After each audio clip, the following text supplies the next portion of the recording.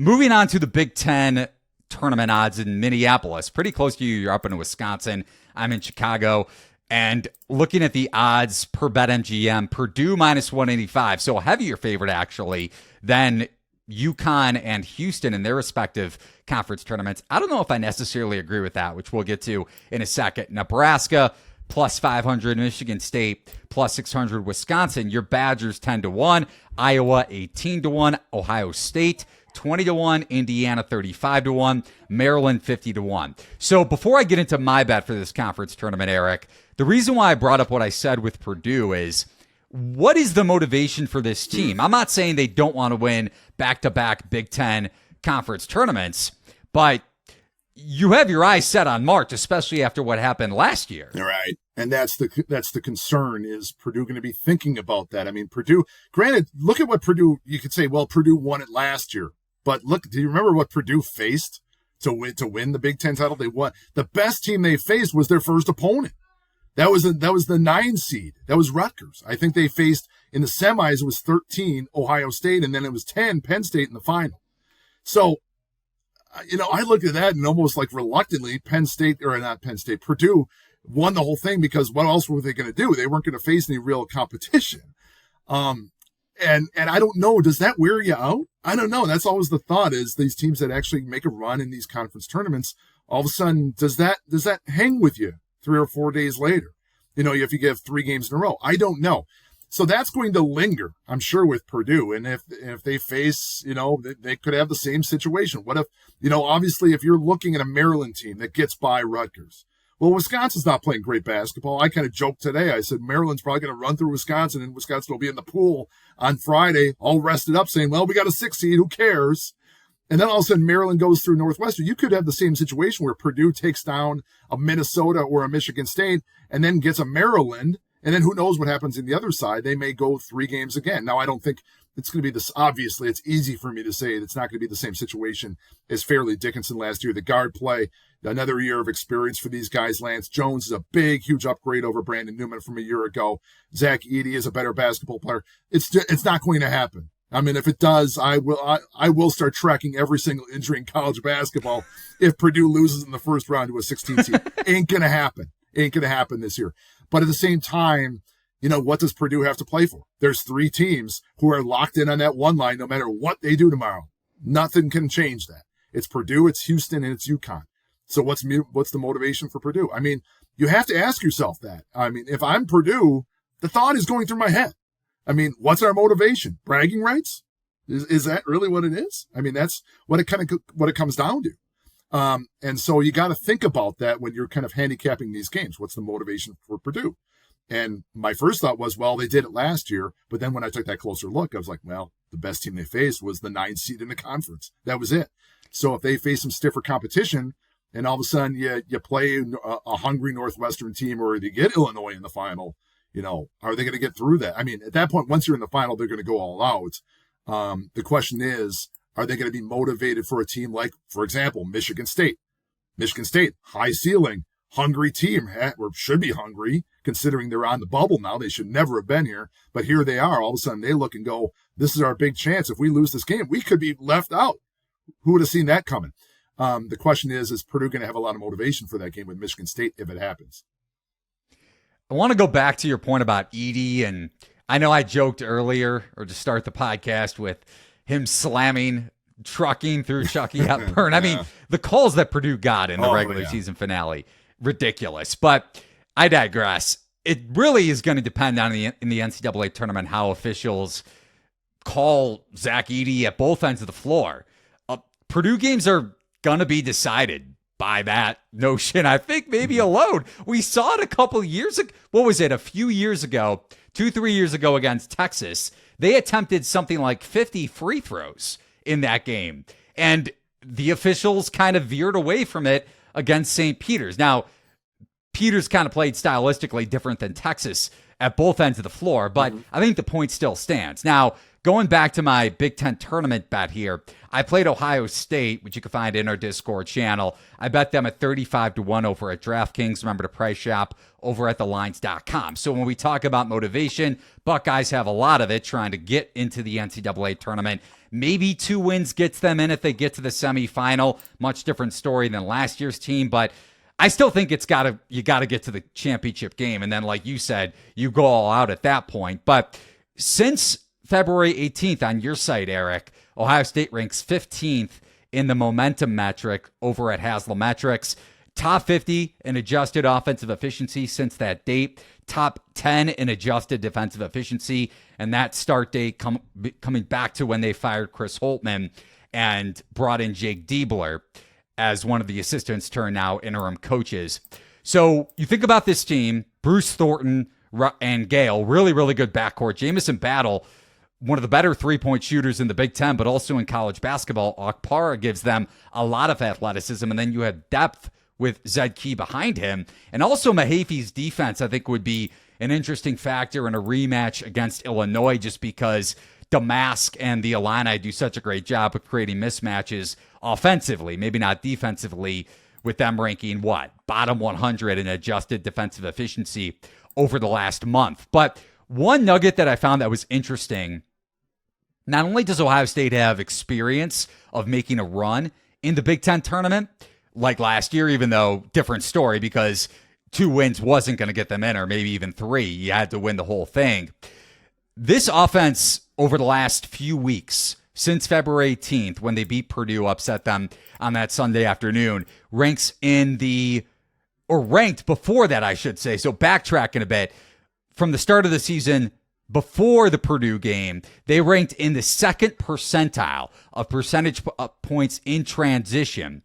Since then, they rank in the 87th percentile. So not only is Diebler getting more guys involved in the rotation, like the freshman Devin Royal and Scotty Middleton, but Ohio State is playing much more up-tempo. So yes, maybe 3-point variance has gone Ohio State's way a little bit after they suffered a ton of negative 3-point variance before Chris Holtmann got canned. But Diebler's getting this team to run more in transition, and you have the guards to do it. So I like this team stylistically. And then when you think about the way the bracket shapes up, Iowa's on your side is a pick 'em. I would expect that line to open around that number 2. Tough game, but Ohio State lost by 2 at Iowa earlier in the season. That was a much different Ohio State team than what we're seeing right now. Then they get Illinois, who is very vulnerable defensively, like I mentioned, even though Terrence Shannon is a truck in his own right on the fast break.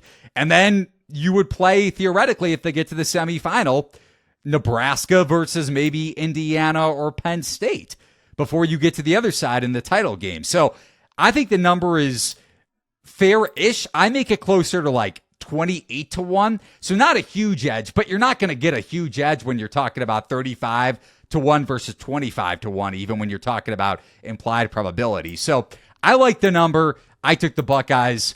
What say you on Ohio State? Well, that's, it's interesting with that first game, because up until that loss against Illinois, Iowa was kind of heading in the same direction. They had 5 straight games with positive game efficiency ratings. When I say that, that means they're playing above their season norm for 5 straight games. And then they fell back a little bit with Illinois. But really impressive stuff with Ohio State. I mean, obviously, like just changing out Holtmann, it has flipped the switch. That was a team that was all the way down, and I think it got as low as 126th in defensive efficiency. Today, they're up to 43rd, and that's a completely different thing than we're used to seeing from Ohio State. 2 seasons ago, let's go back 3 seasons ago, they were 88th in defensive efficiency. I was critical of them then. The year after, 109th. The year after that, 116th. And then they were hovering around 126th. The lowest they got there was somewhere around the start of February.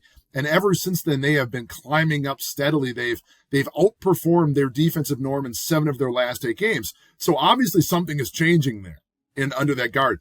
The difference is they're playing against a team that has also kind of gotten themselves back on the bubble. In fact, I had Ohio State briefly on the bubble, and then they fell off kind of quickly. They didn't last very long. But Iowa really, really got close. They're still listed on my site in the first 8 out. The record does not exactly give them a, great resume look, but at the same time, I still think their resume is a little bit better than Ohio State. So whoever comes out of that game, again, we're talking motivation here, 2 teams that really need wins, and what better way to do it than beating Illinois. So I like that. I like your Ohio State pick, but at the same time, if someone threw some money on Iowa, That's another one I could definitely see happening. What goes against Iowa a little bit is they're so one-dimensional. Well, Iowa is 17th in the country in offensive efficiency, 139th on the defensive end. Ohio State, much more balanced, 52nd in offense, 43rd defensively. That's a much more balanced team there. And when we look ahead to that Thursday matchup, going to be a great game in the second round of the Big Ten tournament, with it tipping off in its entirety on Wednesday in the first round, a couple games. When you look at Iowa giving up in conference play, I think it's the second or third most free throw attempt rate per game in Big Ten play.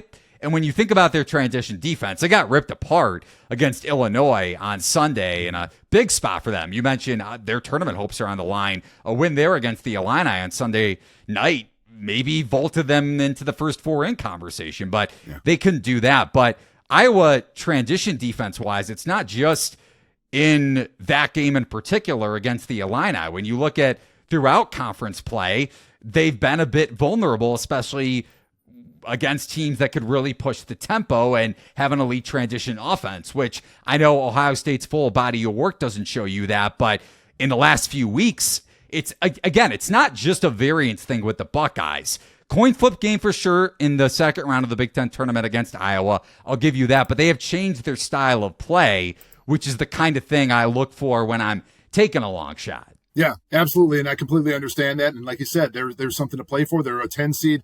But definitely in the conversation. And obviously, how do you get yourself in the conversation a little bit deeper? You got to get those impact wins. Is Iowa going to be an impact win? Questionable. Illinois, without a doubt. And if you end up beating Nebraska, it bolsters your case a little bit more. My major concern is, like I said earlier, when is the cut line for when the selection committee is going to stop considering people? My thought is it's the end of Thursday night into Friday morning. If I'm not mistaken, so that championship game will be on a Sunday. That game against Nebraska would be on a Friday night, probably. So that they may not get to that point. The only game that might matter is going to be the Illinois win. So if they get through Iowa and they get through Illinois, that might be all the selection committee considers. And I'm just saying that from an at-large standpoint. Obviously, if they run the whole way, they're going to get in the tournament from an auto bid. But if you're talking from an at-large standpoint, Illinois might be the one game that gets through, and I don't know if Nebraska will. If that's the case, will that be enough to get Ohio State in the field? I have my doubts. I'm with you. You gotta win the conference title game to get in for both of these teams, for Iowa and for Ohio State. And by the way, just kind of looking at this thing, zooming out, in the last few weeks for Iowa, like I mentioned, their defensive efficiency, especially transition defense, going back to the Wisconsin win in overtime. And I want to get your thoughts on Wisconsin really quickly before we get into a couple other conference tournaments, short conversations, and then get out of here on Outside Shots. Since February 17th, Iowa ranks in the 25th percentile of percentage of points allowed on fast break opportunities, and in the 13th percentile when you look at just straight up fast break points per game. So that's my big issue with the Hawkeyes, especially against Ohio State, or even if they get to the quarterfinals against Illinois. But would you give any love to your Badgers here before we get over to the Pac-12? All I can say about Wisconsin is hopefully they got their bad stint out of the way. I mean, negative performances in 8 of their last 10. They've gone 3-8 over their last 11, I believe. A lot of people ask me and say, what do you make of this? And I kind of say this is kind of a little bit closer to the Badger team that we expected to see earlier on in the season when they were 16-4 after beating Michigan State, burying Michigan State in the Kohl Center. Everything looked rosy. They got up to number 6 in the country in the AP poll. And people were saying, well, I never saw this coming. I looked at the numbers and I'm like, how does a team change this much when it's the same cast of characters with the exception of A.J. Stewart coming in to replace Jordan Davis? It was like the same cast of characters. What changed? I think we're seeing a little bit more of who Wisconsin truly is over the last month. I'm sorry to say that. Now, on the upside, I've always had faith that Greg Gard has his teams prepared for the tournament. They may land on that dangerous 5-seed line, and we've seen the last, like I said, Gard usually does pretty good in the tournament, but that 5-seed line, I have nightmares of that game against Oregon a few years ago when Oregon was the 12. I don't want to relive that again. I hope they come out of their funk, but maybe the best thing for them is to get their face beat in here, get out early in the Big Ten tournament, and give them a full week to chomp in the bit and be ready for the NCAA tournament. That might actually be the best thing for them, believe it or not. Sometimes losses are a good thing. I look at it that way. There's not a lot for Wisconsin to do here in this tournament. I don't think they're going to gain much. They're probably topping off at the 5 line. They're bottoming out maybe on a 7 line, but they're probably solidly on a 6 right now. Again, is there a lot to play for? Get right, get a week off, chomp at the bit, get ready for the NCAA tournament. That's my thoughts. I don't see a lot of success ahead of Wisconsin in the Big Ten tournament, but maybe I'm wrong.